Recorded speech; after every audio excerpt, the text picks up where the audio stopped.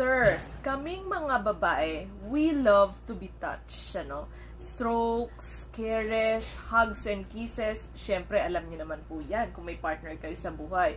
But here's the question. Alam niyo po ba yung mga certain spots na pinakagusto naming mga babae? Meron po tayong mga certain spots, sir, na something like it's delicious, it's exciting, and even more pleasurable. So, ito pong vlog natin ay for your info para sa inyong partner, para may idea po kayo kung saan nga po ba kayo dapat humawa. My beginning will be as bright as the sun. Come on, you come. Hello everyone, so once again, it's me, your nurse, Rami FC, and for today's vlog, I'm going to teach you where you should exactly touch your women to turn her on. So if you do like my videos po mga madam and sir, no, just don't forget to please click like, share, and subscribe sa aking YouTube channel and Facebook page. Isama na rin po natin yung TikTok ko. So maraming salamat po. God bless! Mga kababaihan, we have primary erogenous zones. Alam niyo ng mga lalaki, mostly nga yan ang alam nila. What are those? We have our breast and genitalia, no? Pero meron pa po kaming hidden gems or hidden spots na dapat alam nyo rin po, sir. So, with this vlog, magsisimula po tayo saan? Sa subtle hanggang saan dun sa pinaka-intimate spots na may share ko po sa inyo. Magandang araw po mga madam and sir, no? Ngayon, may gusto akong ipakilala sa inyong game app na hindi lamang po kayo naglilibang ay pwede pa po kayong manalo ng malaking pera. Ang game app na ito ay si Diamond Game. Pwede nyo po ito i-download, i-click lamang po ang link sa description box or sa comment section. Tara, mag-register na tayo. I-enter nyo na po ang inyong verified GCash account number at maglagay na po ng 6-digit PIN. I-click po ang send para makareceive po tayo ng verification code. Para sa referral ID naman po, i-type ang nasa screen para makareceive po tayo ng extra bonus coins. And click confirm. Tara, mag-login na po tayo. Ngayon, pwede na kayong maglaro at manalo ng daily bonuses. May 3 pesos, 5 pesos, or even 10 pesos. Depende po ito sa mood ni Diamond Game. Pwede rin po kayong makakuha ng extra coins sa pag-join group. Napakarami pong pagpipilian na laro kay Diamond Game. Pero ang napili ko po ay color game. Ayan, pumili lamang po kayo ng kulay na gusto ninyo. At kapag nanalo po kayo, pwede nyo po ito ma-withdraw o ma-cash out. I-click lamang po ang withdraw icon at i-type nyo po ang amount na gusto nyong i-withdraw. Hindi lamang po yon, pwede rin kayong maging agent at kumita ng mas malaking pera. So, happy earnings po mga madam and sir! Okay, so number 1, her hands. Opo, mga madam and sir, pwede mo yan i-stroke, kanyang mga kamay, even kanyang palad, This is quite sensitive, mararamdaman niya yan kung papaano mo siya hinahaplos. Kasi gusto-gusto ng mga babae talagang hinahaplos yan, Even her fingers po, sa paghaplos mo dyan, gustong-gusto niya yan, So, maiintindihan niya, habang tinitingnan mo ang kanyang mga mata and then hinahaplos mo ang kanyang mga kamay. But, pero wag niyo naman sir tagalan kung sakaling ilalagay niyo po ang inyong kamay sa kanyang palad o sa kanyang kamay, So, wag naman na nakasteady lang ng ganyan, na parang sinasakal mo siya or even mamawis yan dyan. It's kind of awkward sir, So, kailangan i-stroke-stroke. Pwede mo naman na ilapatan ng medyo matagal, few seconds, 1 to 2 seconds, and then pwede ka mag-stroke-stroke na mag-start. Next, her arms, sir, nagawa mo na po ba yung mga tipong nakaupo si madam and then nasa likod ka niya, tapos bigla mo na lang hahaplusin ang kanyang mga braso? Pero hindi ganyan sir, ha? Baka kasi sir gawin yung hilod. Hindi naman ganun sir. I-stroke nyo ng inyong gamit ang inyong mga daliri, Yung mga tipong alam nyo na kung anong susunod na kabanat. And yes po, gusto ko lamang po i-promote si Sir Isabel Lino TV na friend si Mang Joey, na baka gusto nyo rin po siya i-view and follow sa kanyang Facebook page account. So maraming salamat po. God bless! Next, number 3, may hula na ba kayo mga madam and sir?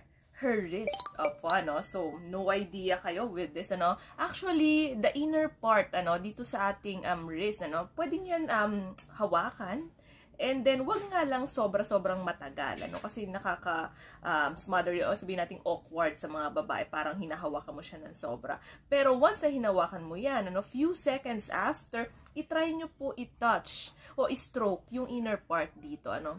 So, kung mapapansin nyo, this is very sensitive, ano. So, parang nakakakiliti, ano. And then, syempre, ang inyong partner ay, ano, may stimulate ang kanyang sensual desire. Okay, so, next, we have her legs. Opo, ano, i-take note lamang natin ito, mga madam and sir, no. So, dito kasi, hindi lahat ng nanonood sa akin ay married couples, ano. So, yung iba, in relationship o mag-boyfriend, girlfriend pa lamang, okay. So, sir, okay, na mag-boyfriend or girlfriend pa lamang, ano, try to stroke her knees first, ano.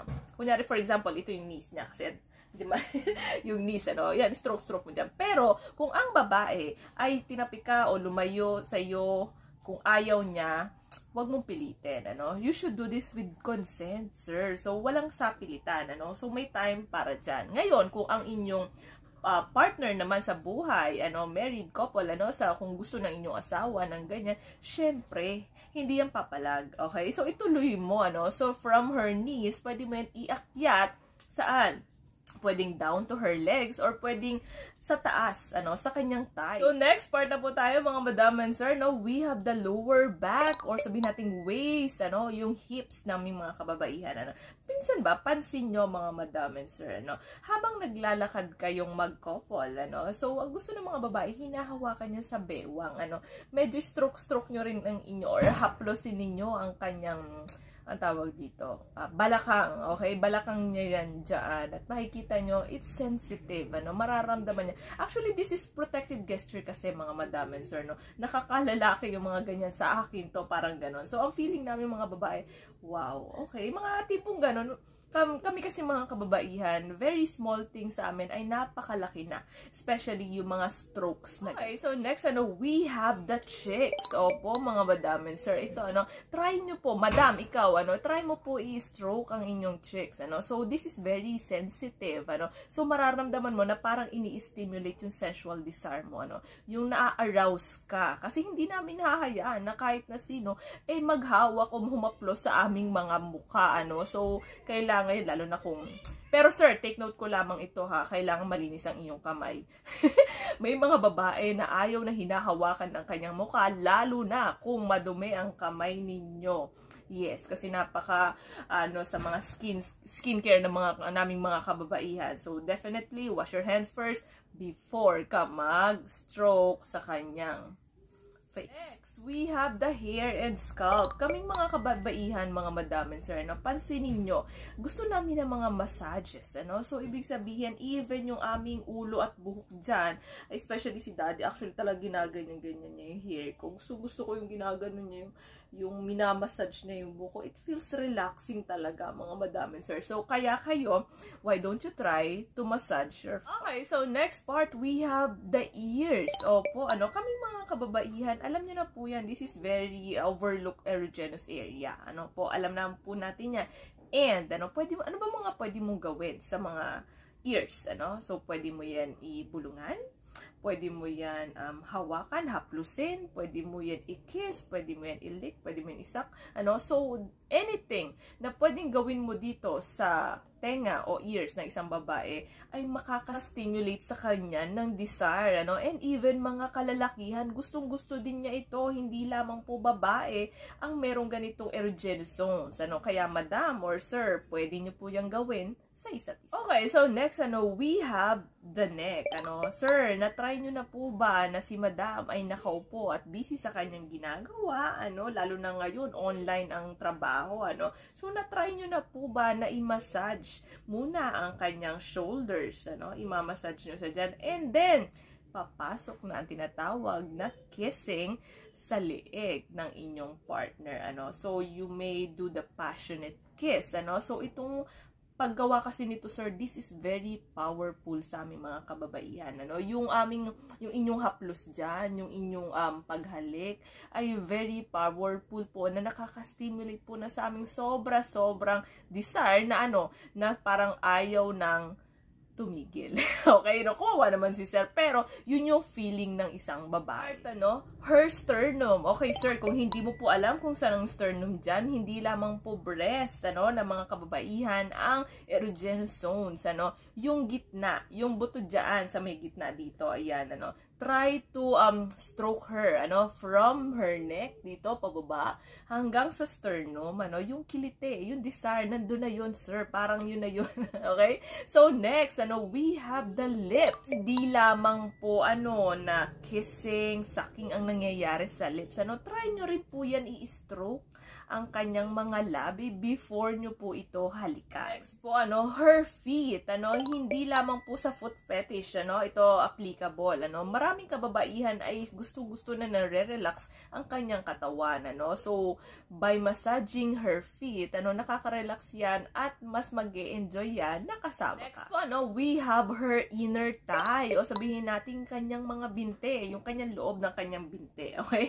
So, once you open her legs, yung nandito, sa loob, pero, gently stroke, yung kanyang mga binti, pataas, pababa, pero, wag mo pong idediretso sa kanyang genitalia, it's a great tease, pang-asar lang ba, para mas mag-arouse siya pa ng sobra-sobra. And last but not the least, her favorite spot, sir, iba't iba po kami mga kababaihan, hindi po lahat yan applicable. So, kung wala po sa mga nabanggit ko, ang nagugustuhan niya, explore, ask her, and dun po kayo mag-focus, So, this would be the end of my vlog. Thank you so much for watching, and hopefully na may naiambag ako sa inyo for today. So, maraming salamat po. God bless, thank you, and goodbye. Lost in your eyes, under your spell.